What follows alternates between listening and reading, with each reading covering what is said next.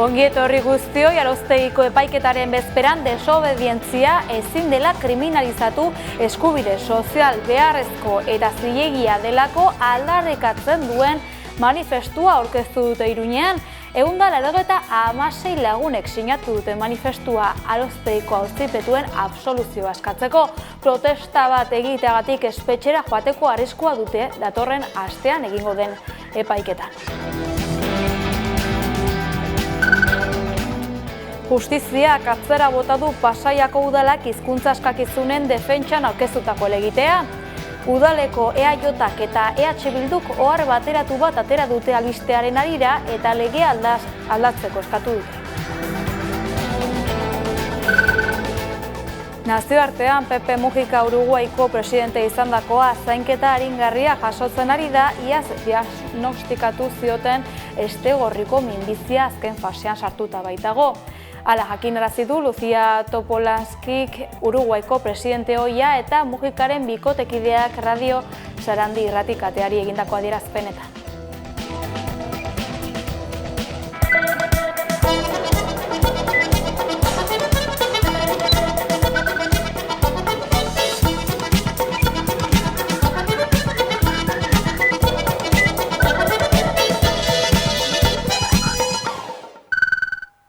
Ate joka dugu Euskaraldia eta ekimena gerturatzen zaigularik aktualitate solasaldian izan da Jon Kobeaga Euskaraldiko koordinazio orokorreko kidea. Kaixo guztioi eta ongi etorri. Euskaraldiaren atarian gaude, aurtengo edizioari hasiera emateko 2 egun eskas falta dira, beraz gaurkoan aktualitate solasaldian Jon Kobeaga Euskaraldiaren koordinazio orokorreko kidearekin arituko gara euskararen aldeko ekimen honen inguruan hizketan. Arratsaldean eta mila esker etortzea. Arratsaldean. Esan bezala, Euskaraldia jadaia astear dago, dana prest izango duzuela imaginatzen dut, dagoeneko. Bai, 2 egun eskaz falta dira Euskaraldia hasteko, eta oraindik ere, izen emateko aukera zabalikoa dago ere, dena prest dagoela, esan genezak hori neurri handi batean, herri batzordeen lanari esker izan da, datozen egunetan herrietan kale hartuko du Euskaraldiak, eta ilusioa nabaritzen da, eta zain ariketak zer ematen duen ikusteko. Nola planteatzen duzu 2025ko edizio hau? 2025ko edizioaren berritasun nagusia ariketa udaberrira ekarri dugula izango da. Lehenengo ediziotik bertatik, bai herri batzorden aldetik eta baita guk ere koordinazio orokorretik, ikusten genuen, ariketa soziala izanik, ariketak kale hartzeko behar hori bazuela, ez? Presentzia izan behar zuela kalean, jenden edo pertsonen arteko harremanak beharrezkoak zirela, Euskararen erabileran urrats edo aurrera pausu hori emateko, eta, bageneukan hor nolabaiteko runruna edo, ariketa beste garai batean egitea ez litzateke nobea izango, ez? Orduan, aurten lehenengoz, udaberrira ekarri dugu ariketa, eta badaukagu nolabaiteko kuriositatea horrek nolako eragina izango duen ikusteko, ez? Ilusioz gaude ariketak zer emango duen ikusteko, ikusten dugulako herri batzordeek izugarrizko lana egin dutela aurtengo edizioan. Guretzako ere koordinazio orokorretik hori zen erronka. Lehenengo edizioa erraldoia izan zen, izugarria izan zen aspektu guztietan, ez? Ariketa berria izateak, nolabaiteko ilusioa eta berritasun horrek, izugarrizko mugimendua sortu zuen. Bigarren edizioa pandemia betean izan zen, eta horrek nolabaiteko ezintasunak sortu zizkigun eta sortu zizkien herri batzordei ere beraien jarduna normaltasunez egiteko. Eta 3. edizioan, kostatu zitzaigun lehenengoko edizioko nolabaiteko mugimendu hori sortzea, ilusioa berreskuratzea eta barrez, eta urtengoan arreta berezia jarri du eta indar berezia jarri du nolabait herri batzordeen aktibazioan. Ezinbestekoak dira herri batzordeak Euskaraldia antolatzeko, Euskaraldia zabaltzeko, herritarrei hausnarketarako eskaera hori egiteko, horretan laguntzeko, eta guk ere hori ulertuta aurten lan berezia egin dugu herri batzordeen aktibazio horretan indarra jartzeko, ez? Eta horri esker, eta herri batzordeen erantzun positiboari esker, ikusten dugu herrietan ilusio berezia sortu dela, jende asko mugitu dela herri batzordeetan, leku askotatik heldu zaigu, inkluso aurreko edizioetan baino, edo lehenengo edizioan baino, jende gehiago mugitzen ari direla, eta gero ikusten dugu herriz herri jarduera ekitaldi eta mordoska bat antolatzen ari direla, eta horrek erakusten digu Euskaraldia berriz ere Euskal Herri osoan zabalduta dagoela eta ospatuko dela, eta guk ilusio sartzen dugu eta gogoz, hori, maiatzaren 15 hasiko den Euskararen erabileran eragiteko ariketa. Herri batzordeen lana azpimarratu duzu azkeneko galdera hauetan. Zein jendeak jakin dezan, zein da herri batzordeek Euskaraldian duten rola eta edo egiten duten jarduna? Azken finean, guk koordinazio orokorretik ariketaren marko bate planteatzen dugu, rolak edo ariketaren iraupena, azken finean definizio teorikoa ere ematen diegu herritarrei eta gero herri batzordei.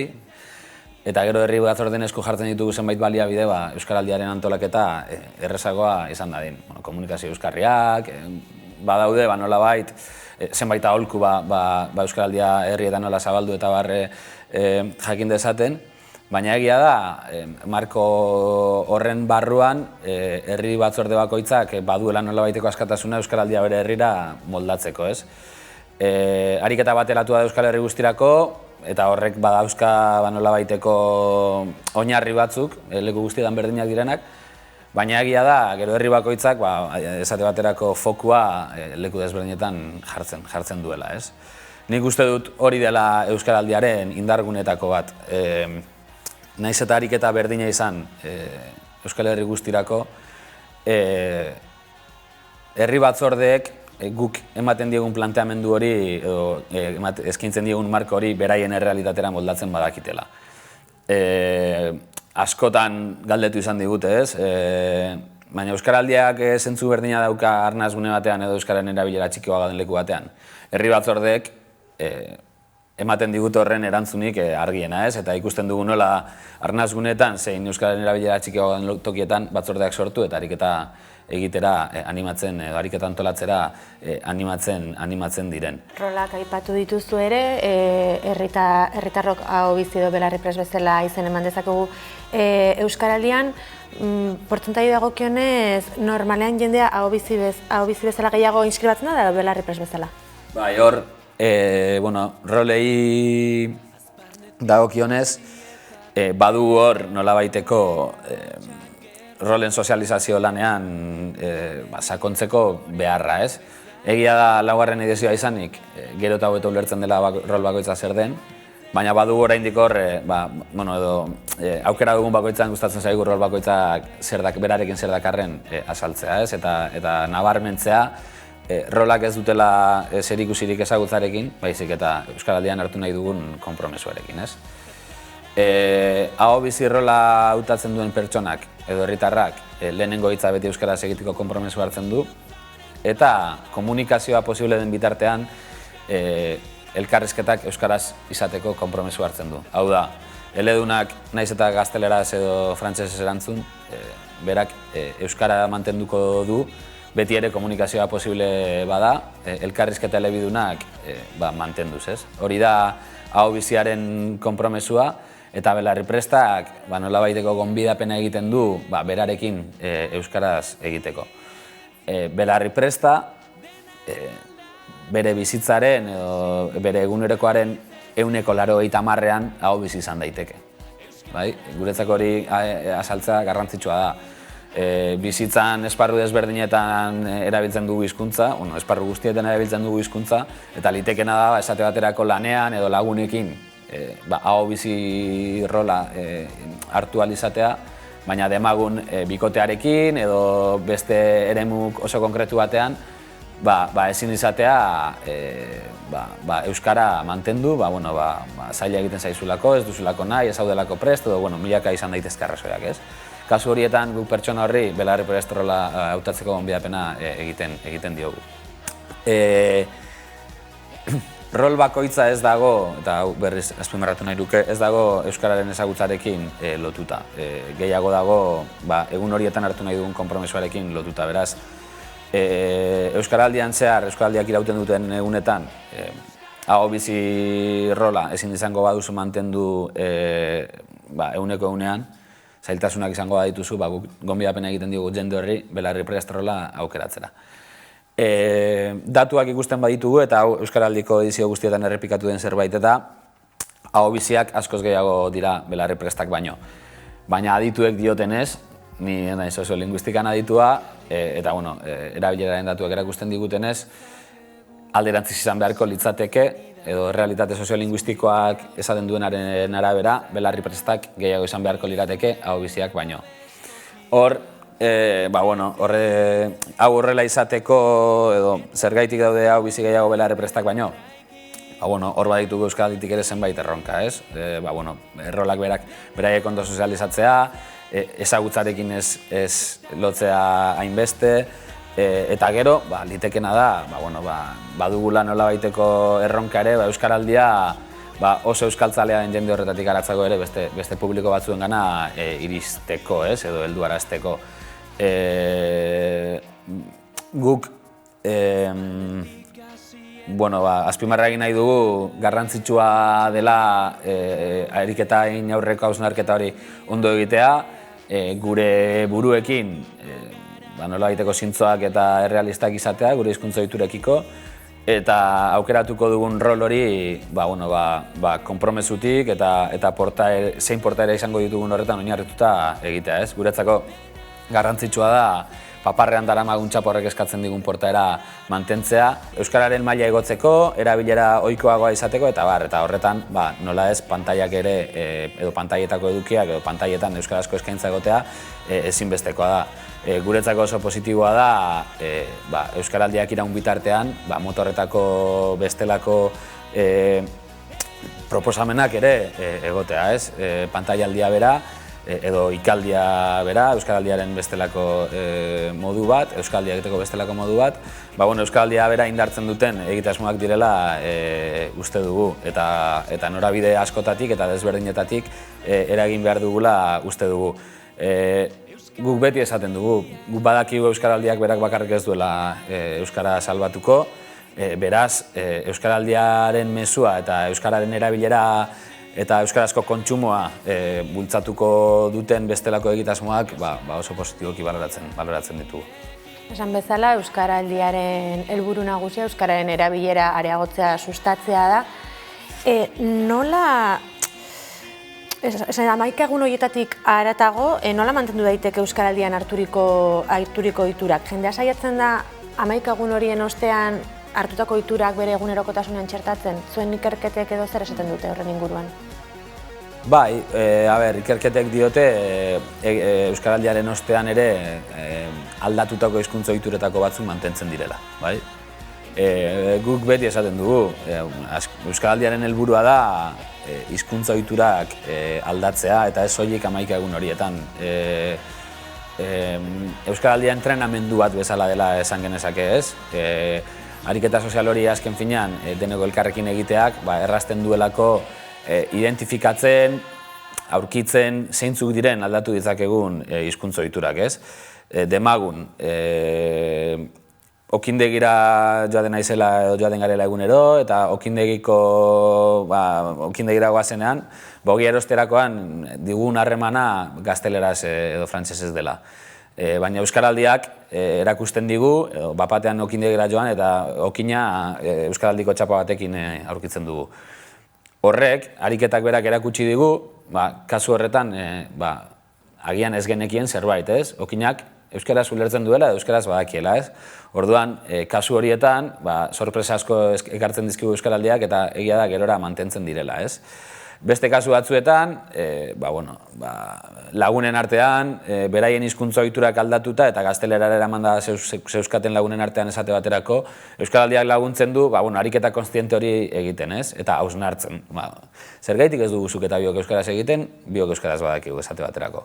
Orduan, euskaraldiak laguntzen du baita ere, pertsonen arteko konpromesu edo erabaki horrek hartzen ere, ez? badakigu pertsonen arteko harremanak ere euskarara bueltatu edo euskarara eraman direla euskaraldiari esker. Eta gero dakiguna da esate baterako enpresetan eta euskaraldian hartutako zenbait ohiturek gerora ere irauten dutela. Beraz, guretzako garrantzitsua da euskaraldia euskara edo hizkuntza ohiturak aldatzeko tresna edo baliabide bezala ulertzea, baina gero jendeari esatea ere bai, euskaraldian ikasi eta aldatu ditugun hizkuntza ohitura horiek mantentzeko eskaera hori ere egitea, edo gonbidapen hori ere egitea. Amaitzeko, maiatzaren 15-ari euskaraldiaren hasierari begira, mezuren bat luzatu nahi zenioke euskal gizarteari? Bueno, hasteko euskaraldian izena ematera gonbidatu nahiko genituzke herritarrak. Herritar bakoitzak hausnar dezala nola parte hartu nahi duen edo parte hartu alduen euskaraldian. Gogorarazi, oraindik izena emateko aukera zabalik dagoela. Eta indar berezia jarri nahiko genuke txaparen erabileran. Euskaraldiaren tresna magikoa edo artefaktu magikoa txapa da. Txapak nolabaiteko estres linguistiko guztia ezabatzen du. Izugarrizko sorpresak eramaten ditugu txapak ikustean, eta azken finean ariketa egitea ahalbideratzen duena txapa da, ez?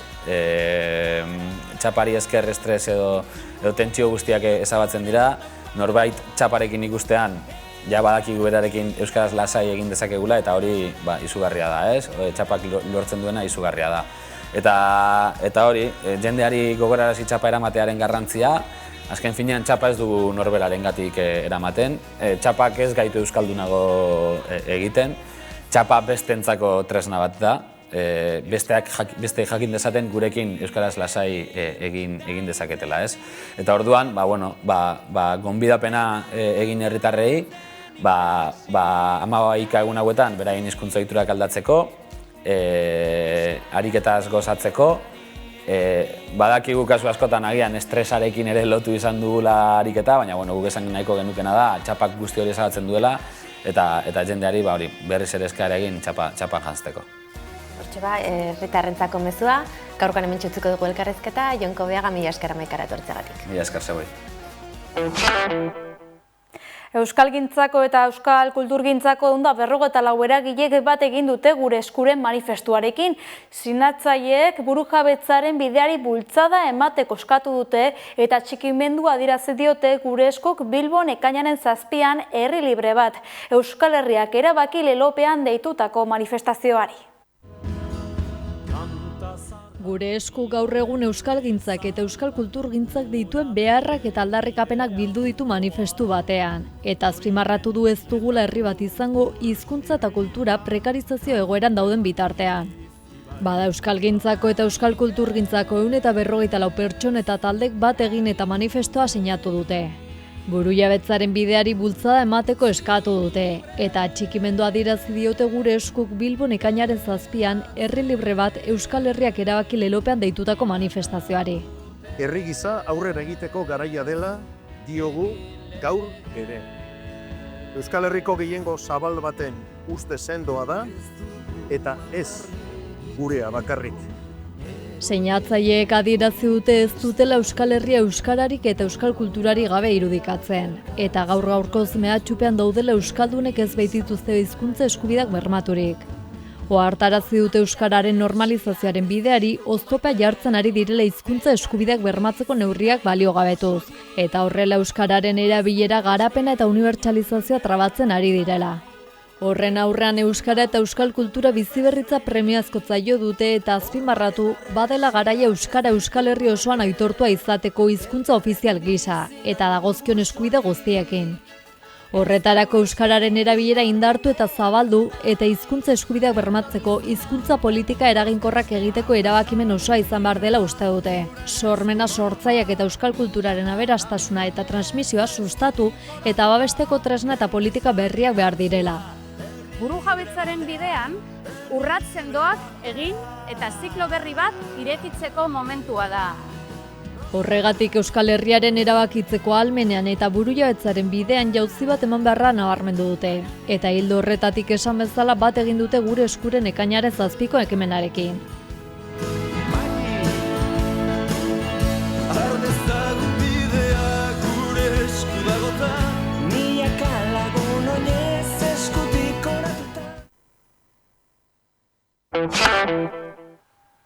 Iruñako San Ferminak gerturatzen ari zaizkigu eta Gazteluko plazan eta Konpainia plazan izango diren kontzertuen berri eman du Iruñako udalak, 30 talde izango dira osotara ikusi.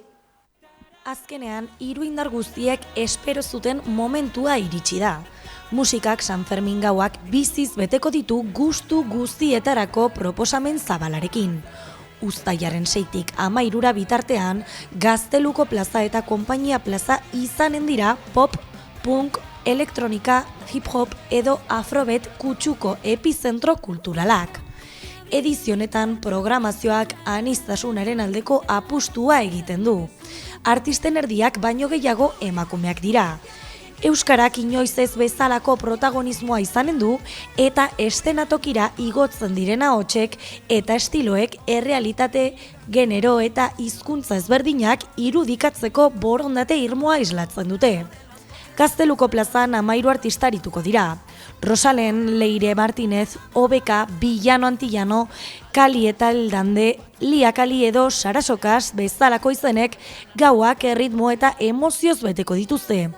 Talde euskaldunen artean Bulego, Thatchers, Kaotiko, Dupla eta Zeamaiz egonen dira. Bestalde, Konpainia plaza oasi bat izanen da munduko soinuen eta tokiko musikaren zaleentzat. Arratsaldetan, Kokoska, Bourbon Kings, Nasker, Kiliki edo Janus Lester talde nafarrak entzunen dira. Eta gauean nazioarteko artistak. Udalak azpimarratu duenez, aurtengo San Ferminak musika proposamen aberatsa, anitza eta kulturarekin, emakumeen talentuarekin eta tokiko nortasunarekin konprometituta dator. Zer iruditzen zaizu aurtengo kartela beraz? Zein talde gehituko zenuketen zuek? Etxe bizitzaren alorrari helduz bidarteko etxe bat okupatu du aldak itzulipurdi espekulatibo bat salatzeko. Maiatzaren 12an, arratzaldean, bidarteko etxe bat okupatu du aldak itzulipurdi espekulatibo bat salatzeko. 1,6 milioi euroan erosi zuten etxe hori 2021ean, eta orain 2,9 milioi euroan salduko dute. Prezioen bat-bateko gorakada hori salatu nahi izan dute ekintzarekin, eta salmenta prezioak mugatu behar direla esan. Noel Oiarburu aldako kideak 4 urtetan etxe bizitzak hartu duen gainbalioa salatu du. Hemen bada, ikusi dugu espekulazioko salmenta bat ikaragarria, eta horrek eman ditu, milioi bat eta 375.000 euroko egitasmoa bedera, eta hori 4 urtez ez da posible. Aldako kideek salmentak kudeatzen duen enpresarekin hitzordua jarria zuten, erosle gisa etxea bizitatzeko asmoa zutela sinetsarazita. Ateak ireki dietenean 21 militante sartu dira etxera.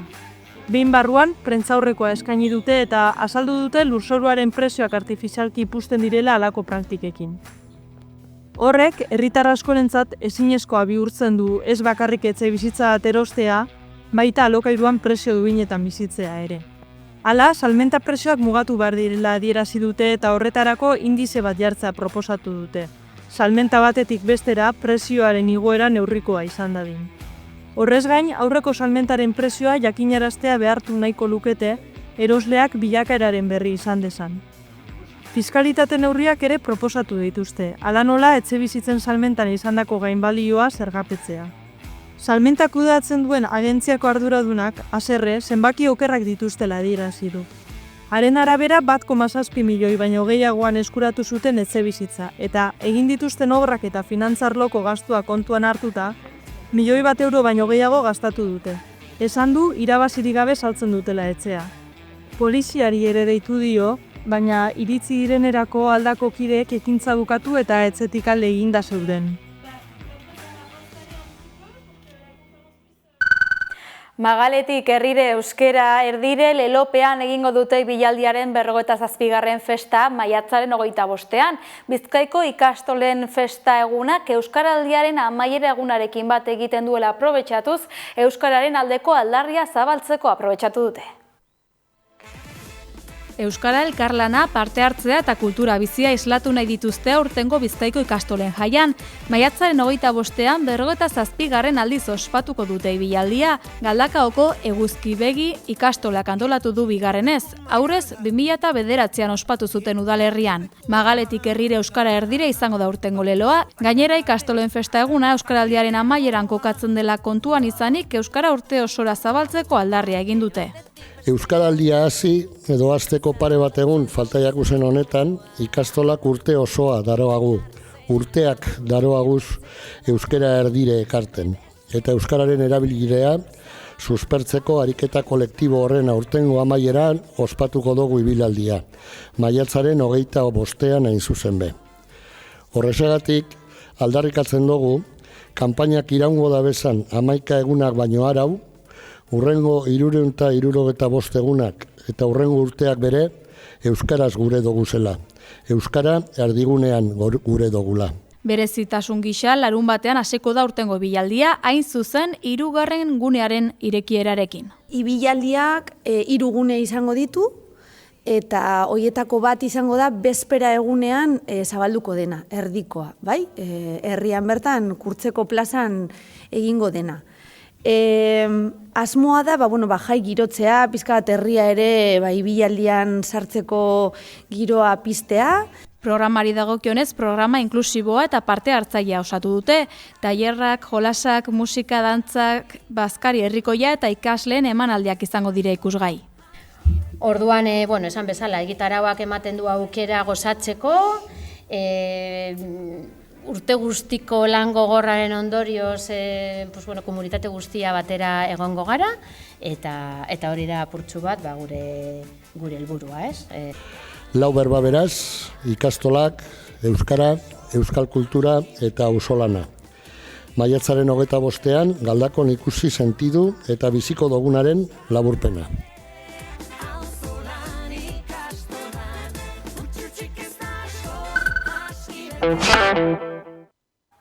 Ziztada eta Erlantzek komadurekin batera atera duten Ur urdina abestiarekin agurtuko gara astearte honetan. Ongi izan eta bihar arte.